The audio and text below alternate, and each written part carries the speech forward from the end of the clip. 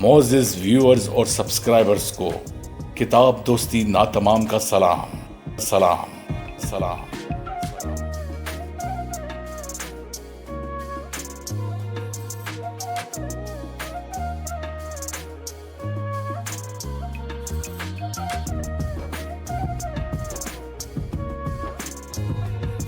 آپ سے گزارش ہے برائے مہربانی میرے دوسرے چینل ورلڈز انفارمیشن انسائکلوپیڈیا کو سبسکرائب کیجیے، جس کا لنک ڈسکرپشن میں موجود ہے۔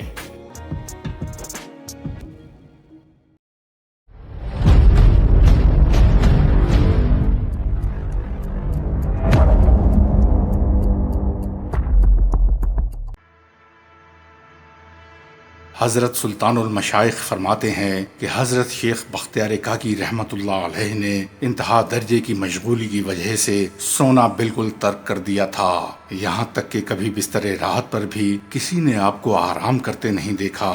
البتہ اول زمانے میں نیند کے غلبے کے بعد تھوڑی دیر تک سو رہتے، لیکن آخری عمر میں وہ بھی بیداری سے بدل گیا اور اکثر زبان مبارک پر جاری ہوتا کہ اگر میں کبھی سو جاتا ہوں تو سخت زحمت و تکلیف اٹھاتا ہوں۔ آپ کے شغل حق کی یہاں تک نوبت پہنچ چکی تھی کہ جب کوئی آپ کی زیارت کے لیے آتا تو تھوڑی دیر ٹھہر کر ہوش میں آتے اور پھر مشغول بحق ہو جاتے، کبھی اپنے یا آئندہ کے حال کے بارے میں کچھ فرما دیتے، پھر زائرین سے فرماتے مجھے معاف کرو کہ میں ملاقات کی فرصت نہیں رکھتا، یہ کہہ کر پھر مشغول ہو جاتے۔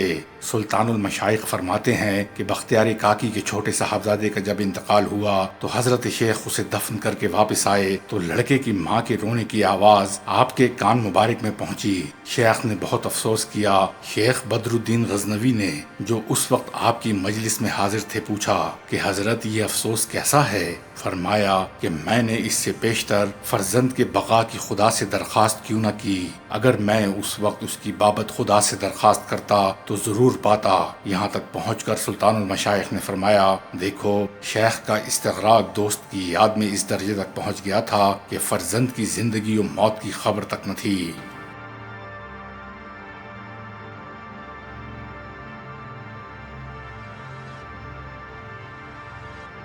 حضرت سلطان المشائخ فرماتے ہیں کہ ایک شخص رئیس نامی نے ایک رات خواب میں دیکھا کہ ایک عظیم الشان قبہ ہے جس کے ارد گرد مخلوق کا جھمگھٹا لگا ہوا ہے اور ایک پستہ قامت آدمی بار بار قبے میں آمد و رفت کر رہا ہے اور خلق جو اپنا پیغام دیتی ہے ان کا جواب سناتا ہے۔ رئیس نے کسی سے دریافت کیا کہ اس قبے میں کون ہے اور یہ پست قامت آدمی جو بار بار اندر جاتا اور باہر آتا ہے کون ہے؟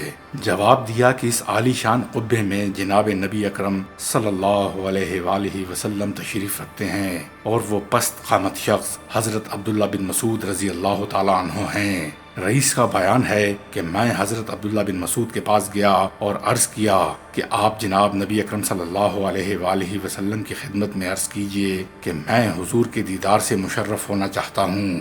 حضرت عبداللہ قبے کے اندر تشریف لے گئے اور باہر آ کر فرمایا جناب رسول اللہ صلی اللہ علیہ وآلہ وسلم ارشاد فرماتے ہیں کہ ابھی تک تجھ میں میرے دیکھنے کی قابلیت پیدا نہیں ہوئی، لیکن تو بختیار کاکی کے پاس جا کر میرا سلام پہنچا اور کہہ کہ ہر شب کو تیرا بھیجا ہوا تحفہ میرے پاس پہنچتا تھا، مگر اب 3 روز ہوئے جو تیرا تحفہ میرے پاس نہیں پہنچا، اس کی وجہ بجز خیریت کے اور کچھ نہ ہو۔ رئیس کہتا ہے کہ میں بیدار ہوا اور حضرت بختیار کاکی کی خدمت میں آ کر کہا جناب رسول خدا صلی اللہ علیہ وآلہ وسلم آپ کو سلام پہنچاتے ہیں۔ بختیار کاکی یہ سنتے ہی فوراً کھڑے ہو گئے اور فرمانے لگے جناب پیغمبر نے کیا فرمایا ہے؟ میں نے عرض کیا آپ فرماتے ہیں کہ جو تحفہ تم ہر شب بھیجا کرتے تھے مجھے برابر پہنچتا تھا، لیکن گزشتہ 3 راتوں سے نہیں پہنچا۔ بختیار کاکی نے اس وقت اس عورت کو طلب فرمایا جس سے اسی زمانے میں آپ کا نکاح ہوا تھا۔ آپ نے اس کا مقرر مہر اس کے حوالے کیا اور طلاق دے کر رخصت کر دیا۔ بعد ازاں فرمایا بے شک میں 3 راتوں سے تزویج میں تھا، اور جناب رسول خدا صلی اللہ علیہ وآلہ وسلم کی خدمت میں تحفہ پیش کرنے سے یہی تزویج کا شغل مانے تھا۔ سلطان المشائخ اس واقعے کی نقل کر کے فرماتے ہیں کہ وہ تحفہ یہ تھا کہ حضرت بختیار کاکی 3000 مرتبہ درود پڑھ کر سویا کرتے تھے۔ سلطان المشائخ یہ بھی فرمایا کرتے تھے کہ ایک دفعہ شیخ قطب الدین بختیار کاکی اور شیخ بہاؤالدین زکریا ملتانی رحمۃ اللہ علیہ اور شیخ جلال الدین تبریزی رحمۃ اللہ علیہ ملتان میں تشریف رکھتے تھے۔ اسی زمانے میں کفار کا بڑا جرار اور خونخوار لشکر قلعہ ملتان کی دیوار کے نیچے آ پڑا اور ملتان کی تسخیر کا ارادہ کیا۔ ملتان کا حاکم جو قباچہ کے نام سے شہرت رکھتا تھا، لشکر کفار کے دفاع کے لیے ان بزرگان دین کی خدمت میں آیا اور صورت واقعہ عرض کی۔ شیخ قطب الدین بختیار کاکی نے ایک تیر قباچہ کے ہاتھ میں دے کر فرمایا، اس تیر کو لشکر کفار کی جانب پھینک دے۔ قباچہ نے ایسا ہی کیا۔ صبح ہوتے لوگوں نے دیکھا کہ وہاں ایک بھی کافر کا نام و نشان تک نہیں تھا۔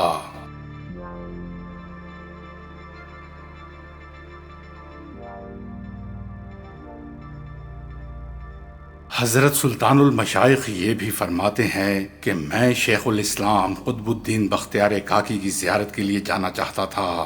راہ میں میرے دل میں یہ خیال گزرا کہ جو شخص ان بزرگوں کی مرقد کی زیارت کے لیے جاتا ہے، انہیں اس شخص کی کچھ خبر بھی ہوتی ہے یا نہیں۔ یہ بات میرے دل میں کھٹک رہی تھی اور میں شیخ کے مرقد کی طرف چلا جا رہا تھا۔ جب میں روضہ مقدسہ کے قریب پہنچ کر مشغول ہوا تو اس مشغولی کے دوران تو میں نے روضہ متبرکہ سے یہ شعر سنا، تو مجھے اپنی طرح زندہ جان، اگر تو میری قبر پر جسم کے ساتھ آتا ہے تو میں روح کے ساتھ آتا ہوں۔ حضرت سلطان المشائخ یہ بھی فرماتے ہیں کہ شیخ قطب الدین بختیار کاکی ابتدائے حال میں اوش میں سکونت رکھتے تھے۔ اس شہر میں ایک ویران و غیر آباد مسجد تھی جس میں ایک بلند و بالا مینارہ تھا اور اسے ہفتے مینارہ کہا جاتا تھا۔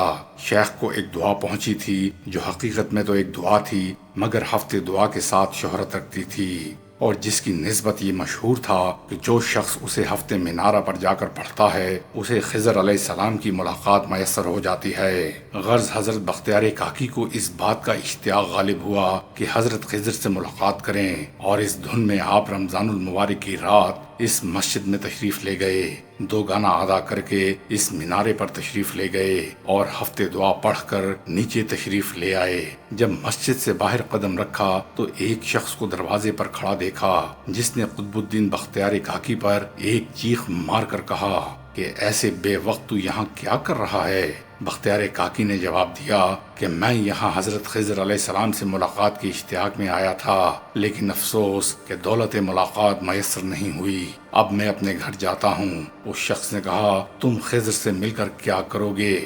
وہ ایک سرگرداں اور سیاح شخص ہے، تمہیں اس کے دیکھنے اور ملاقات کرنے سے کیا فائدہ حاصل ہوگا؟ اسی اثنا میں اس نے شیخ سے یہ بھی پوچھا کہ کیا تمہیں دنیا کی خواہش ہے اور اس کے تجملات کو اپنا مطیع بنانا چاہتے ہو؟ شیخ نے جواب دیا کہ نہیں۔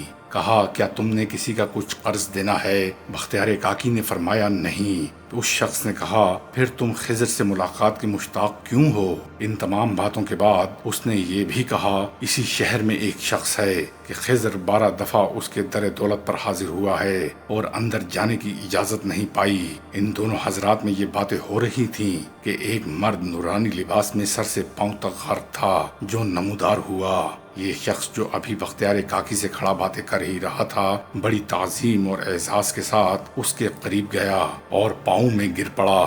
شیخ قطب الدین بختیار کاکی فرماتے ہیں کہ جب وہ نورانی لباس سے آراستہ شخص میرے قریب پہنچا تو میں نے اس شخص کی طرف متوجہ ہو کر کہا جو ابھی مجھ سے باتیں کر رہا تھا کہ اس درویش کو نہ تو کسی کا قرضہ دینا ہے اور نہ دنیا کی طلبی کی خواہش ہے، بلکہ صرف تیری ملاقات کی آرزو رکھتا ہے۔ شیخ فرماتے ہیں اسی اثنا میں آذان ہو گئی اور ہر طرف سے درویش و صوفی جوق در جوق پیدا ہو گئے۔ جماعت کے لیے صف آرا ہوئے اور تکبیر کہی گئی۔ ایک شخص آگے بڑھا اور نماز پڑھائی۔ بعد ازاں تراویح شروع ہوئی اور قاری نے نہایت خوش الہانی اور قاعدے کے ساتھ 12 سپارے پڑھے۔ اسی اثنا میں میرے دل میں خیال گزرا کہ اگر قاری کچھ اور زیادہ پڑھتا تو بہت بہتر ہوتا۔ جب نماز ہو چکی تو ہر شخص ایک طرف چلا گیا اور میں بھی اپنی جگہ چلا آیا۔